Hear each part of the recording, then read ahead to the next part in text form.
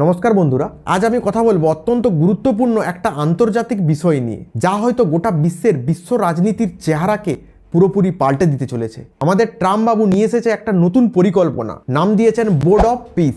শুনতে যতটা সহজ মনে হচ্ছে, আসলে কিন্তু ততটাই কঠিন এবং বিতর্কিত। তো চলুন আজকের এই ভিডিওতে জানবো আমরা এই বোর্ড অফ পিস কি এবং এটা নিয়ে বর্তমান সময়ে এত আলোচনা কেন হচ্ছে। তো প্রথমেই জানা যাক বোর্ড অফ পিস আসলে কি। দেখুন, ট্রাম্প বাবু যখন এই পরিকল্পনা শুরু করেছিল, সবাই ভেবেছিল কি যে এটা গাজার সমস্যা সমাধানের জন্য একটা খুব সুন্দর উদ্যোগ। গাজায় যে সমস্যা চলছে এবং সেখানকার মানুষদের সাহায্য করাই ছিল এই বোর্ডের মেন উদ্দেশ্য। ধীরে ধীরে দেখা গেল এই বোর্ডের উচ্চাকাঙ্ক্ষা অনেক বড় এবং বিস্তৃত, কিন্তু এখন যা দেখা যাচ্ছে তাতে মনে হচ্ছে এটা গোটা বিশ্বের সমস্যা সমাধানের জন্য একটা নতুন আন্তর্জাতিক প্ল্যাটফর্ম। সবথেকে মজার ব্যাপার হলো, এখন একটা বোর্ড নয়, এরকম তৈরি হয়েছে একাধিক বোর্ড এবং সবার উপরে আছে একটা বোর্ড অফ অল বোর্ডস। শুনতে একটু গোলেমেলে লাগছে, তাই না?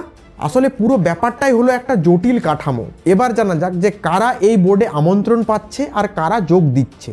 এই বোর্ডে অংশগ্রহণ করার জন্য ট্রাম্প বিভিন্ন দেশকে আমন্ত্রণ পাঠিয়েছে। ইতিমধ্যে কিছু কিছু দেশ যোগ দিয়ে দিয়েছে, আবার কিছু কিছু দেশ এখন চিন্তিত আছে যে যোগ দিবে কি না, কারণ এই বোর্ড লিড করছেন আমাদের ট্রাম্প বাবু। যেমন ভারত ও রাশিয়া, তারা এখনো এই বোর্ডে যোগদান করেনি। ফ্রান্স কিন্তু স্পষ্ট জানিয়ে দিয়েছে যে এটা যদি শুধুমাত্র গাজার জন্য হতো তাহলে তারা অংশগ্রহণ করত, কিন্তু এটা শুধুমাত্র তো গাজার জন্য নয়, সেই জন্য তারা মোটেও আগ্রহী নয়। ওইদিকে মরক্কো, হাঙ্গেরি, ভিয়েতনাম, আর্জেন্টিনা, এমনকি বেলারুস, তারা অলরেডি যোগদান করে দিয়েছে। ইসরায়েলও যুক্ত হয়েছে। প্রথমে শোনা যাচ্ছিল যে ইসরায়েল মোটেও যোগদান করবে না, কিন্তু এখন খবর পাওয়া যাচ্ছে না, ইসরায়েল যুক্ত হয়ে গেছে। এরপর একটু বিস্তারিত জানা যাক এই বোর্ডের কাঠামো সম্পর্কে। পুরো ব্যাপারটাই আসলে অনেক স্তরে বিভক্ত। সবার উপরে রয়েছে মূল বোর্ড অফ পিস, যার চিরকালীন নেতা হবে ডোনাল্ড ট্রাম্প।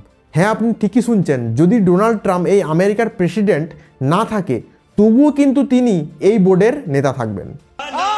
এর ফলে তার কাছে থাকবে দীর্ঘমেয়াদী ক্ষমতা ও প্রভাব। এর নিচে রয়েছে এক্সিকিউটিভ বোর্ড, সেখানে সমস্ত নেতারা কিন্তু ট্রাম্পের ঘনিষ্ঠ। জ্যারেড কুশনার, যিনি ট্রাম্পের জামাই, বিলিয়নার মার্ক রোয়ান, বিতর্কিতভাবে সাবেক ব্রিটিশ মন্ত্রী টনি ব্লেয়ার। এই এক্সিকিউটিভ বোর্ড দেখবে বিভিন্ন দেশের ইস্যু এবং সংঘাত। তারপর রয়েছে আরেকটা গাজা নির্দিষ্ট এক্সিকিউটিভ বোর্ড, এখানেও টনি ব্লেয়ার আছেন, কিন্তু এর সঙ্গে যুক্ত রয়েছে মিশর, তুরস্ক এবং অন্যান্য আঞ্চলিক শক্তির প্রতিনিধিরা। আবার সবার নিচে রয়েছে ফিলিস্তিনিদের জন্য টেকনোক্র্যাটিক কমিটি, যা গাজার দৈনন্দিন শাসন ব্যবস্থার সঙ্গে জড়িত থাকবে। পুরো কাঠামোটা দেখলে মনে হবে যে এটা একটা বহুস্তরীয় পিরামিড, কিন্তু সবার উপরে রয়েছেন আমাদের ট্রাম্প বাবু। সবার প্রথমে এই বোর্ডটা শুরু হয়েছিল গাজার সংকট সমাধানের জন্য, কিন্তু সেখান থেকে এখন ফোকাস সরে যাচ্ছে বলে মনে হচ্ছে। বোর্ড অফ পিসের যে নতুন কাগজ তৈরি হয়েছে, সেখানে গাজার আবার কোনো নামই উল্লেখ নেই। এটা আবার সত্যিই চিন্তার বিষয়। অনেক বিশ্লেষক মনে করছেন যে ট্রাম্পের এরকম ভুলভাল পদক্ষেপ, যা গাজার জন্য মোটেও সুবিধার হবে না। এখন মনে হচ্ছে যে গাজার জন্য কিছু করার বদলে সেই ফোকাস এখন অন্য জায়গায় চলে যাচ্ছে। প্রকৃত গাজার সমস্যা সমাধানের বদলে এখন অন্য কাঠামো তৈরি হচ্ছে। এরপর আসা যাক সব থেকে বিতর্কিত প্রশ্নে, এই বোর্ড অফ পিস কি আসলে জাতিসংঘের নিরাপত্তার একটা বিকল্প চেষ্টা? ট্রাম্প প্রশাসন কিন্তু জাতিসংঘের প্রত্যেকটা স্তরে তীব্রভাবে সমালোচনা করে আসছে। তারা মনে করে জাতিসংঘ অকার্যকর। কিন্তু মজার ব্যাপার হলো, এই বোর্ড অফ পিসে ট্রাম্প যা সিদ্ধান্ত নেবে তা সবাইকে মেনে নিতে হবে। অনেক দেশ ও বিশ্লেষকদের মনে হচ্ছে যে এর মাধ্যমে ট্রাম্পের মেন লক্ষ্য হলো জাতিসংঘকে দুর্বল করা। আর এই বোর্ড অফ পিস এমন একটা পরিকল্পনা যার পুরোপুরি নিয়ন্ত্রণ ট্রাম্পের হাতে থাকবে।